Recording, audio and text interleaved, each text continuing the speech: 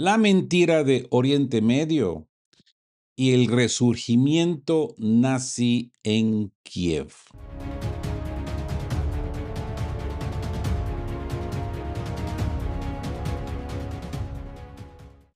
Buen día y bienvenidos a Aquí Hablan Geo.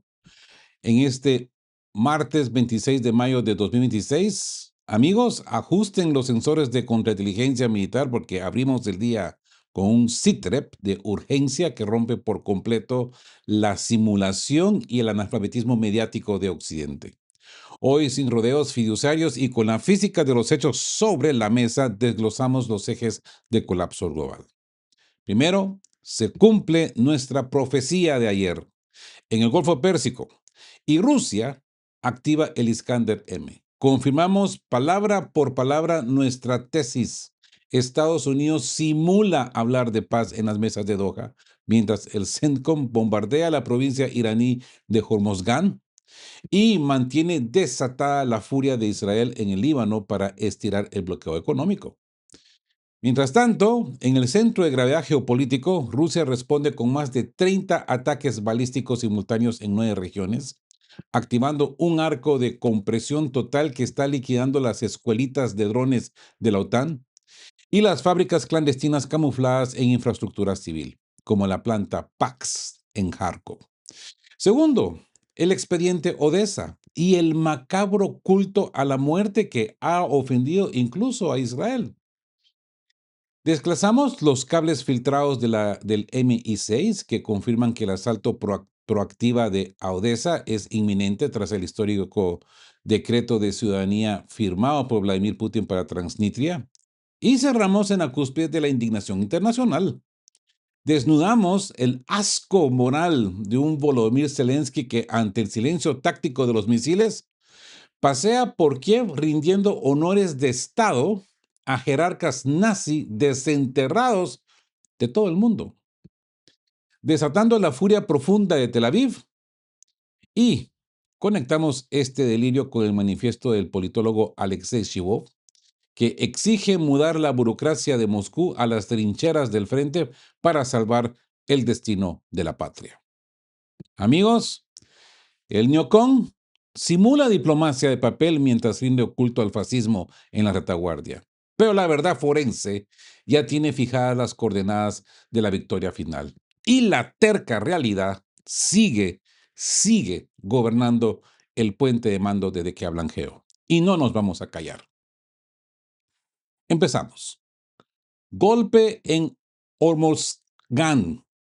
Trump bombardea Irán en plenas negociaciones y Netanyahu activa la escalada.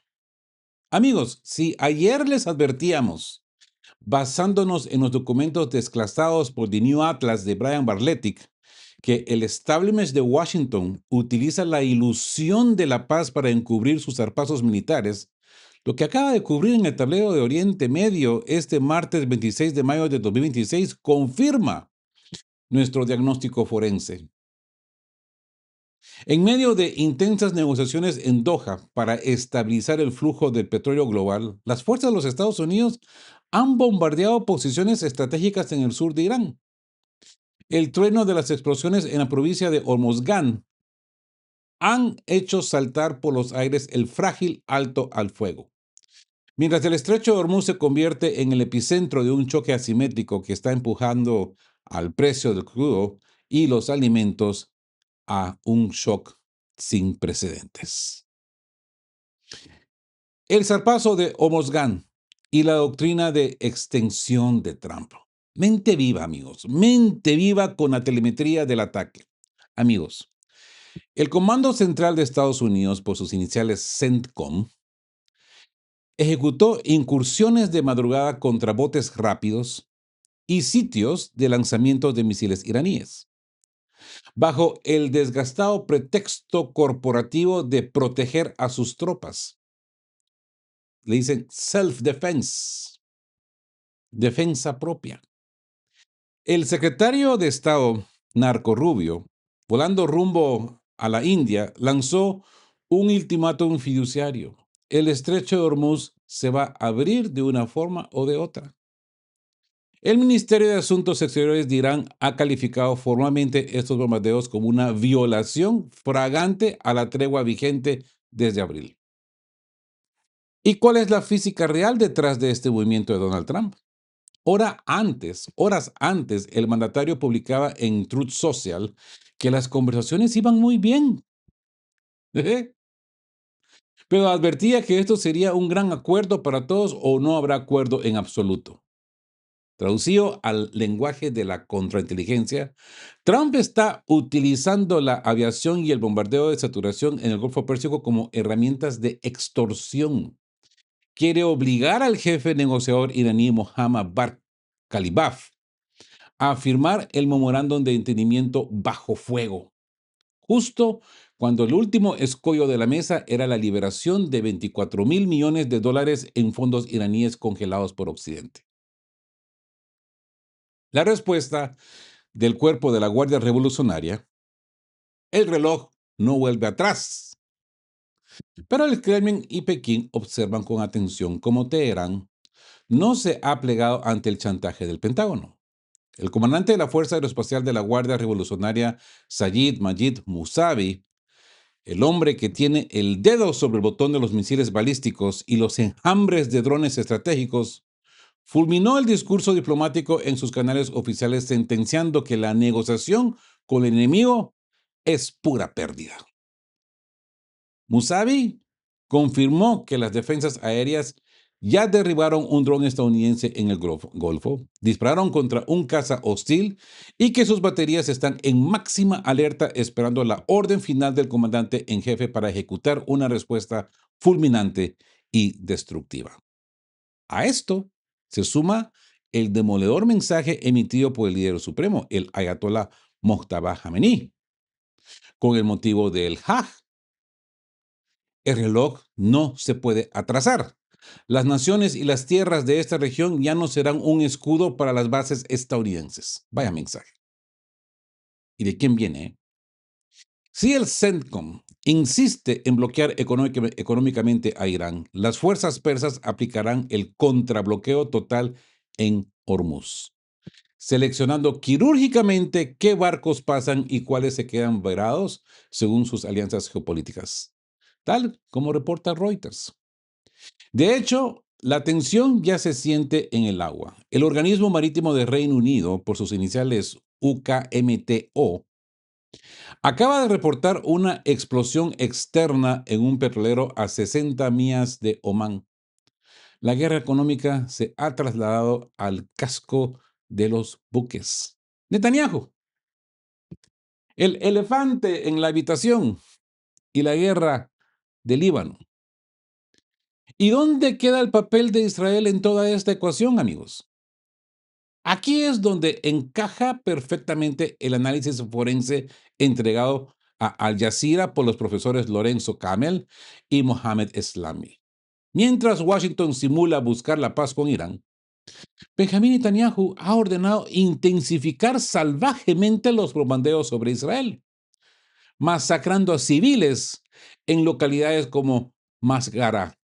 Netanyahu opera como elefante en la habitación que nadie ve. Necesita presentarse ante su electorado como un líder de guerra indispensable para sobrevivir políticamente hasta las próximas elecciones. Sabe que si hay un acuerdo de paz entre Trump e Irán, su estrategia de tensión se desploma. Por eso busca desesperadamente sacar al Líbano de cualquier ecuación de paz antes de que se firme el acuerdo en Doha. Mientras Trump permita que Tel Aviv actúe sin restricciones, cualquier firma con Irán será papel mojado. Y Trump lo sabe y lo usa. ¿Mm? Y les digo una cosa, le conviene a Rusia. Mientras más tiempo esté cerrado el estrecho de Hormuz, más dinerillo le cae a Rusia, más fondos para que continúe la guerra. Digo, solo digo, pero esto es lógica de acero, ¿no? Y el analista de la Universidad de Teherán lo advierte con claridad. Si Israel sigue usando los cazas estadounidenses para demoler Beirut y el sur del Líbano, La respuesta asimétrica de Irán podría golpear directamente los centros fiduciarios de la infraestructura de los Emiratos Árabes Unidos y los aliados de la OTAN en la región. Hay dos frentes en una misma guerra física: el estrecho de Hormuz y la resistencia en Líbano. Washington maneja la hipocresía fiduciaria al más alto nivel. Mientras Donald Trump y Marco Rubio estiran la zanahoria del gran acuerdo en Doha y hablan de avances, el Pentágono aprieta el gatillo en Hormozgán para forzar un bloqueo por asfixia, dejando que Benjamin Netanyahu opere con la correa suelta en el Líbano para dinamitar cualquier estabilización soberana. No es diplomacia, amigos. Es extorsión militarizada por encargo. A esto le llamamos proxy. Israel es proxy, Ucrania es proxy. No hay mucha diferencia, ¿eh? Ahora, tal como lo dijimos ayer, la trampa de la paz de Trump y la furia desatada de Netanyahu. Mente viva, amigos. Tal como les advertimos y firmamos en nuestro video de ayer en el puente de mando de qué hablan Geo, la estrategia del eje anglosajón no ha cambiado un solo ápice. Estados Unidos simula buscar la paz en la mesa de Doha mientras mantiene activa la furia de Israel en el terreno para alargar el conflicto, desgastar a Teherán y perpetuar el bloqueo.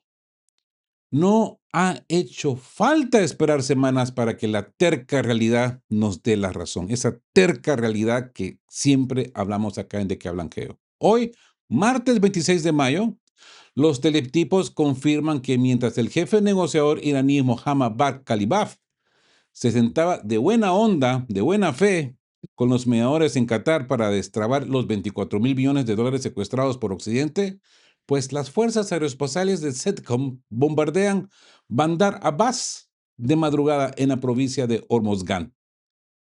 Es exactamente la matrix de infiltración cognitiva que desnudamos ayer. ¿Sí o no?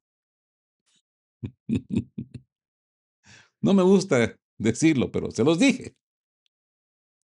Washington simula distinción corporativa para la prensa internacional, pero utiliza la física del fuego y los cazas para extorsionar a sus contrapartes en las mesas de negociaciones. El doble juego de Washington: extorsión en Doha, bombas en Hormozgán. Amigos, fíjense en la desfachatez de la doctrina de Trump. El mandatario publica en sus redes que las conversaciones avanzan. Muy bien, dice, van muy bien. Pero añade la amenaza fiduciaria de que será un gran acuerdo o no habrá acuerdo en absoluto. Mientras Marco Rubio sentencia desde la India que el estrecho de Hormuz se abrirá de una forma o de otra. ¿Se dan cuenta? Lo que el Pentágono llama cínicamente ataques de autodefensa contra botes rápidos y sitios de misiles es la demostración empírica de lo que dijimos ayer. Estados Unidos necesita el conflicto para mantener el control de los flujos logísticos y petroleros globales, disparando el crudo Brent a casi $99 por barril. Es un chantaje físico y económico. Exigen que Irán renuncie a sus derechos soberanos y a su programa nuclear a cambio de migajas, utilizando el bombardeo de saturación como un bolígrafo para obligar a Teherán a firmar el memorándum de entendimiento. Israel, como el ariete sin freno, la estrategia del desgaste. ¿Y por qué decimos que mantienen activa la furia de Tel Aviv? Porque mientras la diplomacia de papel simula buscar un alto al fuego de 60 días, Washington le permite a Benjamin Netanyahu intensificar salvajemente los bombardeos sobre el Líbano, arrasando localidades como Masgará y Nabatía. Es una pena, ¿eh? Tengo amigos en Nabatía. Espero que estén bien. Es el elefante en la habitación que denunciamos ayer en este puesto de mando, amigos. Netanyahu opera como el wartime leader indispensable. sabe perfectamente que si se consolida un acuerdo real entre Trump e Irán, su justificación para mantener el estado de guerra permanente se desmorona y la oposición interna lo sacaría del poder directo hacia los tribunales. Washington no le pone freno a Israel porque la furia de Netanyahu es el complemento perfecto de la pinza del Pentágono. Mientras los estadounidenses bombardean el Golfo, los israelíes desangran el frente norte de la resistencia.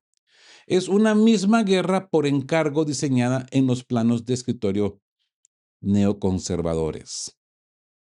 La respuesta persa: el fin de los escudos de papel. Pero la contrainteligencia de la Guardia Revolucionaria ya leyó la jugada y actuó bajo la advertencia que lanzamos ayer.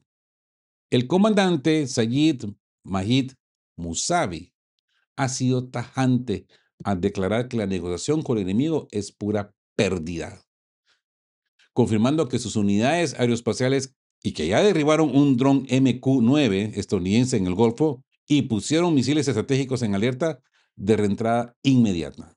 El líder supremo, el ayatolá Mojtaba Khamenei, selló el diagnóstico macroestratégico, diciendo, cito: el reloj no se puede atrasar. Las tierras de esta región ya no serán el escudo de las bases de la OTAN. Si Estados Unidos e Israel creen que van a alargar el bloqueo impunemente, Teherán ya ha activado la doctrina de contrabloqueo asimétrico en Hormuz, seleccionando el paso de buques según sus alianzas con el bloqueo multipolar o impactando la economía de los aliados de la OTAN, tal como lo demuestra la exposición del petrolero reportada de UKMTO frente a Oman. La simulación ha chocado contra la física de la resistencia. Los neocons pretendían engañar al mundo con discursos de paz en Doha mientras soltaban las bombas de madrugada en Hormozgan y el Líbano. Pero la verdad forense ya los dejó al descubierto ayer. Y los hechos de hoy martes ratifican que en este canal no nos tragamos los cuentos fiduciarios, ¿verdad? Y hemos recibido un parte de la guerra que vamos a desclasar el plano de demolición definitivo de la simulación de la OTAN, amigos. Ya no estamos ante el análisis de un ataque aislado o una represalia efectista para la foto de los corresponsales occidentales. Lo que nos revela el informe de Asturpado es un cambio radical en la filosofía de guerra proactiva del Kremlin. Rusia ha iniciado una macrocooperación de asfixia sistemática en la retaguardia media y pequeña de Ucrania, desatando una tormenta de más de 30 ataques simultáneos distribuidos quirúrgicamente en 9 regiones clave. Toda la infraestructura clandestina que las Fuerzas Armadas de Ucrania trasladaron en masa hacia granjas, hangares y antiguas fábricas, creyendo que la cobertura civil los protegería del satélite ruso, está siendo triturada por la física real de la artillería proactiva. Así que entremos a esta narrativa táctica de alta retención que vamos a incorporar en este CITREP de urgencia para este martes de la semana. Ucrania pierde su retaguardia, el arco de presión sistemática que desarticula el mapa de la OTAN. Amigos, sincronicemos de inmediato nuestros terminales de contrainteligencia y prestemos la máxima atención en las pantallas porque lo que ha madurado en las últimas 24 horas en el terreno de operaciones de Eurasia representa el golpe estratégico más silencioso, lento y letal que ha recibido el eje atlantista en meses. Mientras el aparato de la propaganda de Kiev sigue contando ventanas rotas y publicando fotos de humo difuso para camuflar la magnitud del desastre, el radar forense de nuestro puente de mando de Keflavik ha detectado un cambio estructural absoluto. Rusia ha abandonado las incursiones masivas de mera demostración para activar una doctrina de comprensión sistemática. Se ha desatado la cacería masiva y simultánea de la logística media, los nodos ferroviarios, las subestaciones de tracción y las bases ocultas de operadores de drones a lo largo y ancho de 9 regiones del país. El arco de asfixia. 30 impactos en 9 regiones. Mente viva, amigos, con la geografía de la demolición. El Estado Mayor ruso ha diseñado un arco de presión perfecta que se extiende desde la frontera norte de Chernihiv, pasando por Sumy y Kharkov hasta quebrar los centros neurálgicos de Dnipropetrovsk, Poltava, Odessa y el búnker defensivo de Nikolaev. No son vectores lanzados al azar. Es el intento milimétrico de fracturar el flanco ucraniano en sectores completamente aislados, rompiendo la conectividad del transporte entre el oeste logístico y el este del frente. Miren cómo opera la pinza en el terreno. Sumy ha recibido al menos 9 impactos fulminantes dirigidos contra su infraestructura energética. Y las células de lanzamiento de drones FPV que atacan la frontera rusa. En Dnipropetrovsk y Pavlograd se registraron 5 ataques de alta precisión contra antiguas instalaciones militares y zonas industriales reconvertidas en centros de distribución de reservas y blindados de la OTAN. Odessa reporta 2 incursiones quirúrgicas en objetos de doble uso y almacenes portuarios utilizados como base de transbordo para especialistas extranjeros y mercenarios occidentales. Mientras tanto, Kramatorsk en Donetsk, Nasim en Chernihiv y en los suburbios de Kiev han sentido el peso de la aviación proactiva limpiando los sistemas de defensa aérea supervivientes. El colapso de la cobertura civil y las incursiones en oleadas. ¿Y cuál es el dato más revelador de este informe de contrainteligencia, amigos? Que el mando ruso ha descubierto por completo la estrategia de camuflaje de la Junta de Kiev. En los últimos meses, ante el temor de ver sus grandes aeródromos y bases pulverizados, el ejército ucraniano trasladó en masa sus talleres de reparación de UAVs, de drones, sus almacenes de munición fiduciaria y sus hangares tecnológicos hacia estructuras aparentemente civiles, granjas, centros logísticos comerciales, almacenes de grano y plantas de procesamiento de combustible. Creían que el Kremlin dudaría, pero la resistencia clandestina en tierra ejecutó una revisión de objetivos milimétrica. La táctica rusa ahora es devastadora y opera en oleadas. Primero lanzan vectores contra la energía y la logística, subestaciones y nodos ferroviarios de tracción como la de Vasilkovka. Y cuando el caos paraliza las comunicaciones y el transporte, cae la segunda oleada sobre la personal militar y las escuelas de pilotos de drones. No destruyen solo el hangar, borran de la física real toda la cadena de funcionamiento tecnológico de la OTAN. El pánico de la Unión Europea ante la guerra de desgaste. Por eso, amigos, la retórica en las capitales de la Libre Europa ha cambiado de tono de forma drástica en las últimas horas. Los ministros atlantistas ya no hablan de contraofensivas fantasiosas ni de superar tácticamente al Kremlin. Ahora balbucean en pánico sobre un conflicto prolongado y la necesidad de prepararse para una larga confrontación económica. Pero el problema matemático que no entiende en Bruselas es que es la infraestructura interna de Ucrania la que se está desintegrando físicamente en este preciso instante. Al perder la estabilidad logística, los centros de distribución de energía y los talleres de los UAVs, el frente se queda sin suministro de forma irreversible. Y la carga financiera y material para mantener la respiración artificial del régimen va a caer por completo sobre las costillas de una Europa cuya economía, como vimos con los datos de Kaja Kallas y el gas húngaro, ya está quebrada y desindustrializada. El pronóstico de contrainteligencia es claro. La conectividad del transporte ucraniano está en fase de liquidación y los analistas en el terreno ya advierten que en las próximas 48 horas una nueva incursión masiva caerá directamente sobre los centros de decisión en Kiev. El chiste neoconservatista se apaga bajo el apagón de la retaguardia. ¿Mm? Así pues que estemos atentos porque el adversario anda ahí alrededor buscando a quién devorar, ¿verdad? Mantengamos la sobriedad en el puente de mando ante la propaganda y las pantallas de humo de Occidente. El maligno de la maquinaria bélica transatlántica intentó camuflar sus centros de terrorismo no tripulados detrás de fachadas de granjas civiles para seguir devorando la frontera rusa.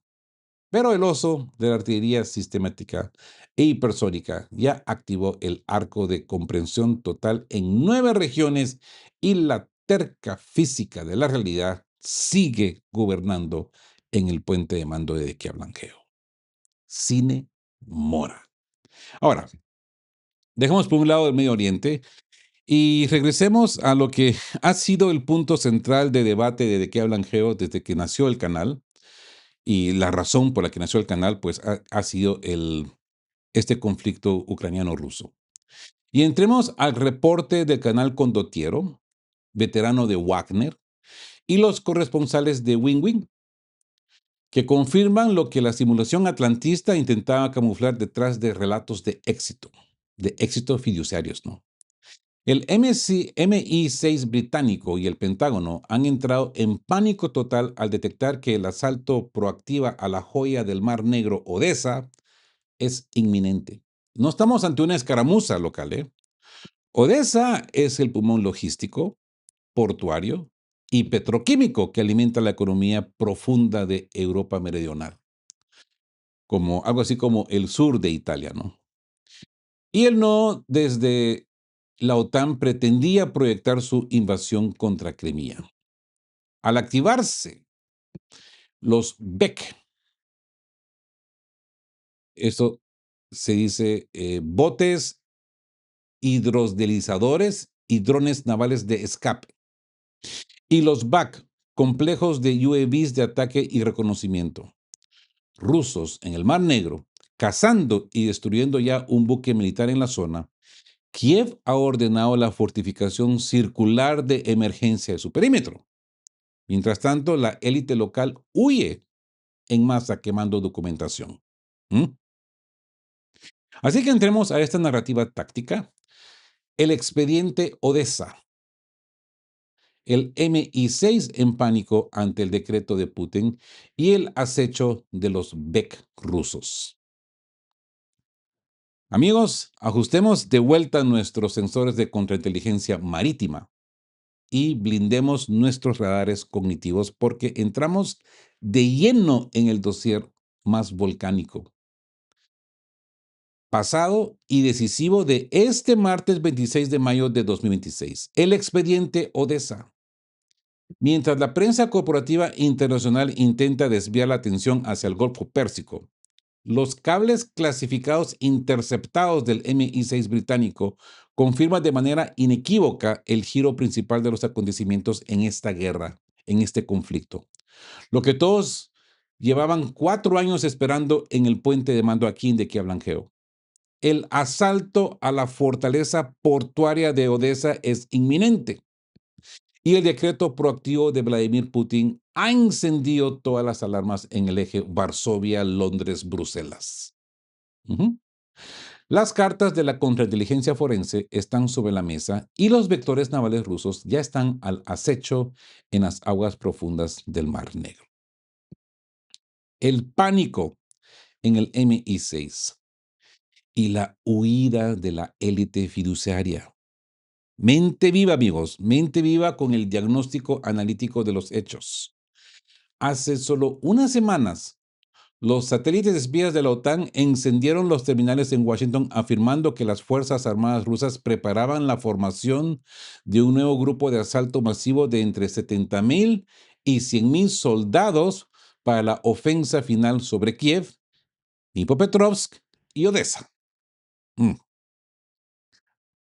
Aunque al principio los burócratas occidentales se retorcían los dedos en señal de duda, la terca realidad física en el terreno los ha obligado a capitular. El exministro ucraniano Dmytro Kuleba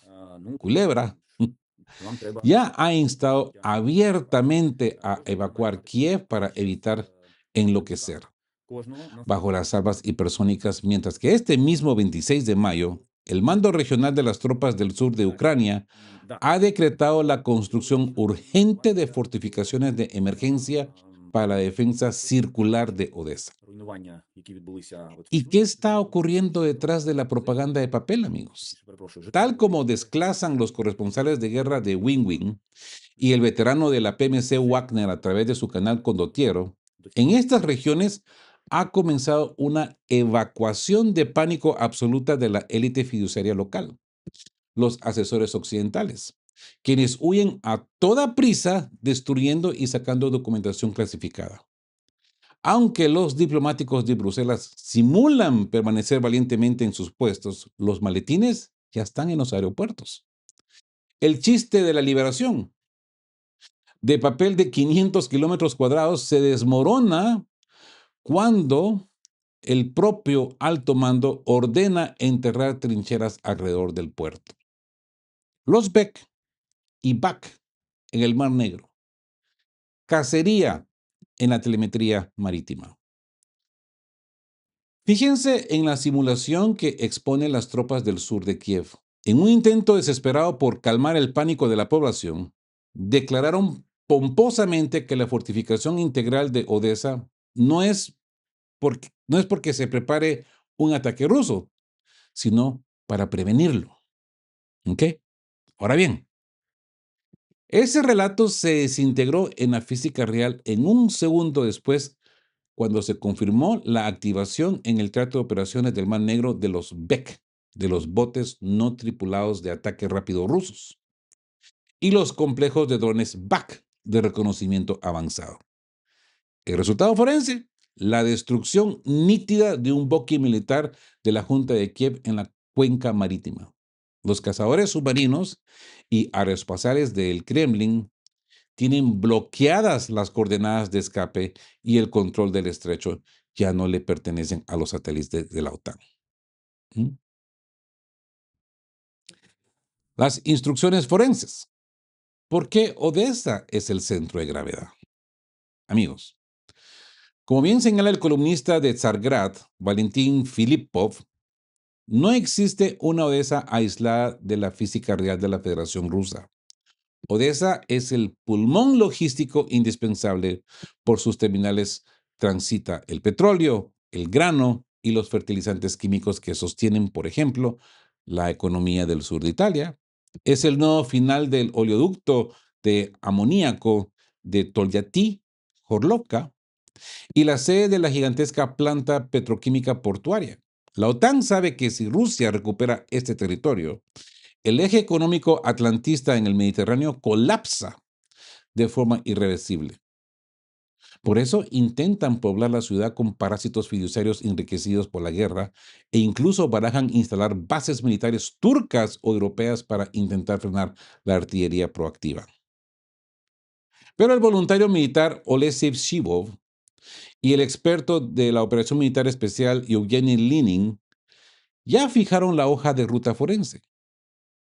Para la liberación definitiva de Jersón, Mykolaiv y Odessa, el ejército ruso está ejecutando los 3 pasos que desglosamos en este puente de mando. La destrucción sistemática de la retaguardia mediante misiles Iskander-M, como acabamos de ver en el PAX, el estrangulamiento de la energía y el combustible, y el uso de bombas FAB de saturación aérea pesada para demoler los bastiones del frente, abriendo paso a las fuerzas terrestres o reactivando operaciones de asalto aerotransportado con efectividad quirúrgica que ya demostró Gostomel en el 2022.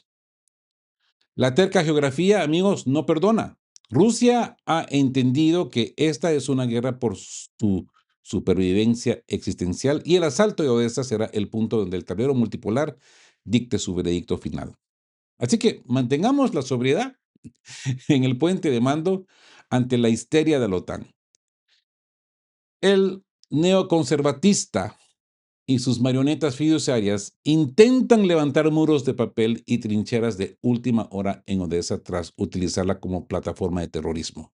Pero los osos navales de los Bek rusos ya están al acecho en el agua. Ahora, detrás de esta cortina de humo mediática, la física de los hechos avanza a paso de acero.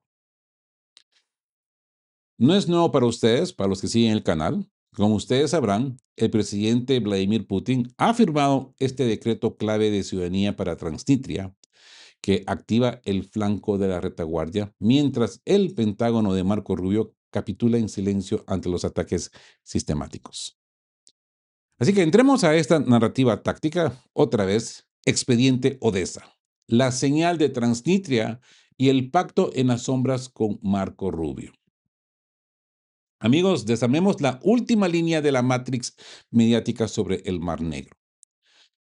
En las últimas horas, algunos analistas de escritorio se han apresurado a decir que Rusia no necesita Odessa, citando debates televisivos donde figuras como Vladimir Solovyov cuestionaban con ironía la presencia de la población prorrusa en la ciudad. Pero cuidado con la infiltración cognitiva, amigos. Quienes conocemos la historia profunda de este conflicto recordamos perfectamente que Solovyov utilizaba el mismo discurso escéptico meses antes de la restitución de Crimea, afirmando en televisión que reclamar la península era inviable y carecía de base legal. En el puente de mando de que blanqueo, no nos tragamos los anzuelos de la distracción psicológica del Kremlin. La cortina de humo sirve para encubrir una hoja de ruta militar y política que ya está en marcha y cuya fecha de vencimiento está grabada en la física real de retorno. Les recuerdo que Solovyov es pagado por el Kremlin. Quizás dice estas cosas como para ser neutral, pero toda su narración, pues ya sabemos que está escrita y diseñada. Digo, solo digo. Aunque las cosas que digan muchas veces es miel para nuestras orejas, ¿no? Porque dice cosas muy interesantes, muy apropiadas, como por ejemplo cuando habló de Meloni. Para mí el hombre estaba 100% con la razón. Pero la misma Meloni fue una de las primeras en decir es un títere del Kremlin. Y no deja de tener razón. Pero bueno, es tema para otro video, ¿no? El factor Transnistria y el decreto de ciudadanía de Putin. Fíjense en la señal macroestratégica más contundente de esta jornada. Mientras la Junta de Kiev se dedica a cavar trincheras antitanque, colocar alambre de púas y sembrar trampas explosivas en el perímetro portuario, lo que el canal Voyevoda Veschat califica irónicamente como la necesidad de defender a Odessa de las propias garras destructivas de las Fuerzas Armadas de Ucrania. El líder supremo en Moscú ha movido la pieza reina en el flanco occidental. ¿Sí? El presidente Vladimir Putin ha firmado este decreto histórico que simplifica drásticamente el procedimiento de obtención de ciudadanía rusa para los residentes de la República de Transnistria. ¿Y cuál es el valor táctico de este movimiento, amigos? El contingente militar ruso apostado en Transnistria custodio del mayor arsenal de municiones de Europa del Este. Representa la plataforma de asalto perfecta para golpear las retaguardias del enemigo en dirección a Odessa. El coronel Aslan Nahushev es tajante. Esto no es un trámite administrativo fiduciario. Es la antesala de la incorporación formal de Transnistria a la Federación Rusa, un movimiento estratégico que analistas en el terreno proyectan para el mes de agosto. ¿Sí? La pinza sobre el sur de Ucrania se está cerrando por el oeste. Ahora bien, demostración de capacidades quirúrgicas en el puerto. Mente viva con los límites y las realidades del bloqueo naval que expone el coronel Nahushev. Actualmente Rusia opera con pinzas debido a que el 87% del tráfico marítimo en la cuenca se realiza formalmente en interés de naciones del sur global y países amigos a través de la exportación de productos agrícolas. Sin embargo, para que la OTAN entienda que la soberanía de fuego le pertenece al Kremlin, las fuerzas aeroespaciales rusas ejecutaron una demostración forense devastadora. Un vehículo aéreo no tripulado, UAV, de ataque penetró las defensas aliadas e impactó con precisión milimétrica un objetivo simulado dentro de las aguas restringidas del mismísimo puerto de Odessa, seleccionando la fragata de entrenamiento Druzhba. El mensaje enviado a los oficiales británicos en la retaguardia es nítido. Vuestros barcos y especialistas extranjeros están a tiro de piedra de nuestra tecnología proactiva. Y aquí viene la capitulación en las sombras de Washington. ¿Y cuál es la respuesta del imperio fiduciario ante este escenario de asfixia, amigos? El senador republicano Tommy Tuberville ha reconocido con amargura que la caída de Odessa y de las principales ciudades industriales de Ucrania es inevitable en cuanto se interrumpa el goteo de financiamiento occidental, advirtiendo que Bruselas perderá la mina de oro del Mar Negro. Pero la realidad es que a Washington ya no le importa.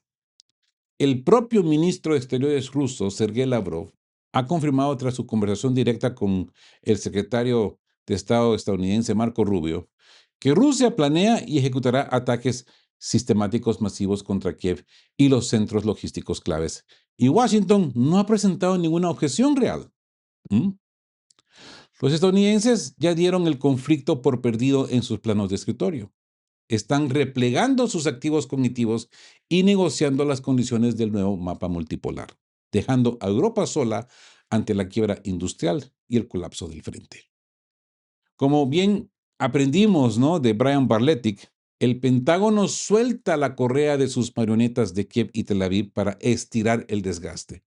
Pero cuando la física de los misiles Oresnik e Iskander-M dictan la sentencia, la simulación de papel se disuelve y la terca geografía reclama su lugar en la historia. Así, amigos, que continuemos manteniendo la sobriedad, la alerta siempre alta, ¿verdad? El maligno del globalismo intenta camuflar la entrega de Odessa y la capitulación de la OTAN con debates ficticios en la televisión y trincheras de alambres en las playas. Pero la contrainteligencia forense mantiene los ojos fijos en el decreto de Transnistria y en los vectores que ya operan en el agua. La verdad inmutable de los hechos sigue gobernando en este puente de que hablan Geo.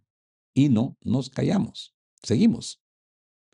Ahora, este cable que se acaba de poner sobre la mesa, amigos, es un puñetazo de realidad física que destruye la complacencia burocrática y desnuda el asco moral de la Junta de Kiev. Yo diría que es un expediente oscuro que no solo ha encendido las alarmas en el Kremlin, sino que ha desatado la furia y ofensa profunda del propio Estado de Israel y la comunidad judía internacional.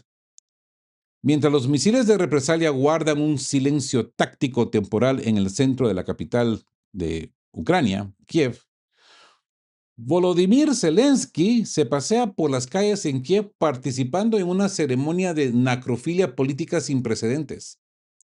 El régimen ucraniano está desenterrando los restos de destacados jerarcas nazis y criminales banderistas de la Segunda Guerra Mundial de todas partes del globo para volverlos a sepultar con honores de Estado en el centro de Kiev. Imagínense esto. Convirtiendo el nacionalismo caverniano en la fe oficial de su estructura. Así que entremos a esta narrativa táctica y llamémosle el culto a la muerte en Kiev. El reentierro de nazis ofende a Israel y desnuda el dolor desde la retaguardia. Amigos, ajustemos nuestros sensores de contrainteligencia militar y blindemos nuestro estómago analítico para el cierre de esta bitácora del día de hoy, porque lo que está ocurriendo en las avenidas de Kiev roza la demencia psiquiátrica y la provocación forense absoluta. Mientras las sirenas de alerta dan un respiro temporal en la capital tras la lluvia de 600 drones del fin de semana, el dictador ilegítimo Volodymyr Zelensky se pasea por el centro de la ciudad, liderando un ritual que ha dejado estupefacto al mundo y ha desatado la furia indignada de Tel Aviv y de las organizaciones israelíes internacionales. La Junta de Kiev está importando las cenizas y desenterrando los cadáveres de los más sanguinarios colaboracionistas nazis y banderistas del siglo XX, para volverlos a sepultar con honores militares en el corazón de Ucrania.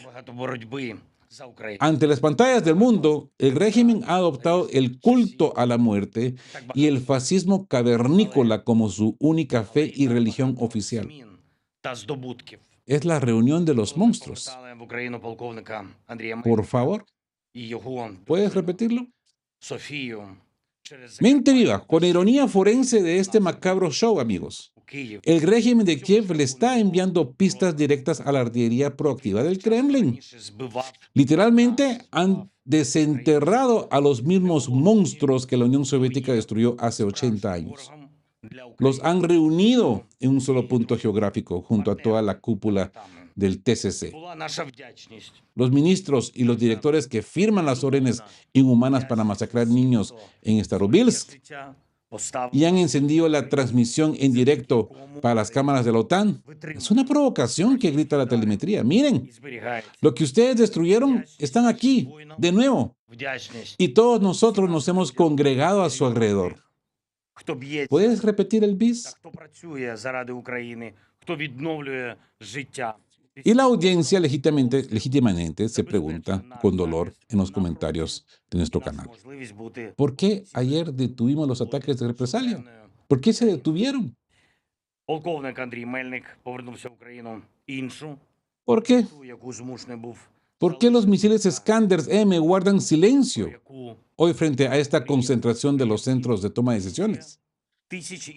Y me pregunto yo, ¿por qué no lo atacaron ahí mismo? ¿No se jactan de que lo tienen monitoreado todo el tiempo? Ese era el momento preciso. Si ayer Lieves dijo, no se les dio, porque uno estaba escondido en Budapest y el otro estaba escondido en Dubái, ayer estaba ahí, caminando. ¿Por qué no hubo acción?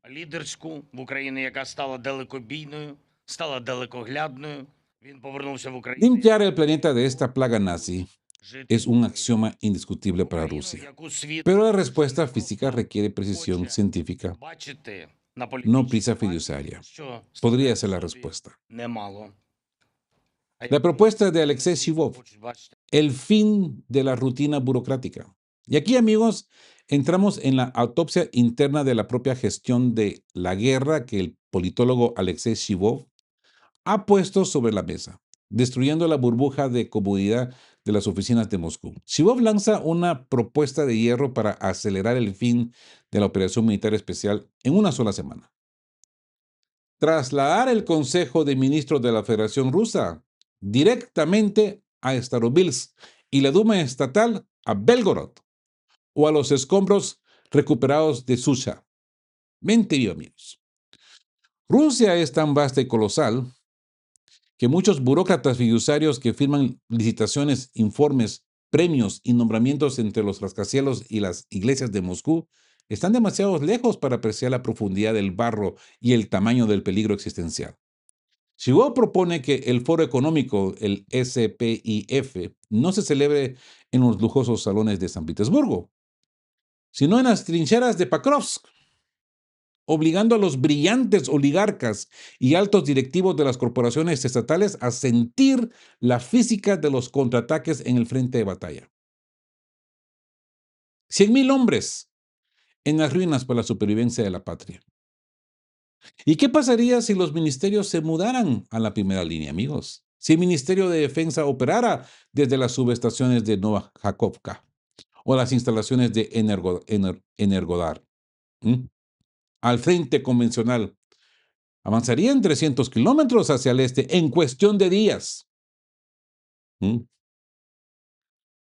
Los generales que reciben estrellas de oro para la captura de ciudades deberían irse de vacaciones forzosas junto a sus familias y secretarios a las estaciones de tren de esas mismas ciudades liberadas como Kupiansk. Ahí deberían de vacacionar. No se puede permitir que la rutina burocrática trate esta guerra por la supervivencia como un acontecimiento secundario de oficina.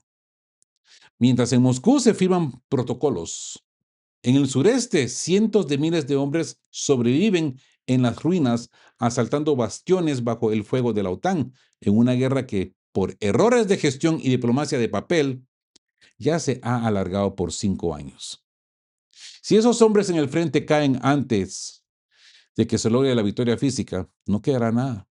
Ni burócratas absortos en sus informes, ni ciudadanos indignados en las redes, ni la misma patria. Quien crea que estará mejor en ese suelo sin existencia de Rusia, se equivoca por completo. El caos sangriento y la ejecución sumaria se apoderan de todo el territorio sin preguntar nombres. Por eso, la elección de Loresnik debe ser total. Y el lema, después de nosotros, silencio, debe consolidarse con fuerza proactiva del Kremlin, no solo como un show de acto de fuerza. ¿Qué tan realmente ha sido el triunfo de este tercer Oresnik? Si este loco anda acarreando cenizas de nazis y dándoles funerales militares. Cero. Muy inteligente el movimiento del Goblin Verde, ¿eh? Con esto ha destruido la trama mediática de Oresnik. No solamente diciendo, sigo vivo. No, el nazismo sigue vivo. Y tu Oresnik no nos toca. Así que mantengamos la sobriedad en el puente de mando ante la indignación. El maligno neocon en Kiev se arrodilla ante los ataúdes de los criminales del pasado y la burocracia se distrae en la retaguardia. Pero los combatientes reales siguen empujando el mapa en las ruinas y la terca física de la victoria final sigue gobernando en el puente de mando de que hablan Geo. Y no nos vamos a callar. Estén juntos, fuertes, siempre buscando por la verdad. Y sean justos. Quedamos cuape. Chao, chao. Queremos recordarles que este espacio tiene un fin estrictamente educativo e informativo, basado en fuentes verificadas para fomentar una comprensión profunda de los hechos globales. Nos oponemos a la desinformación. Nuestra meta es el intercambio de conocimiento y análisis crítico, siempre bajo el respeto a todas las partes involucradas. Muy buenas.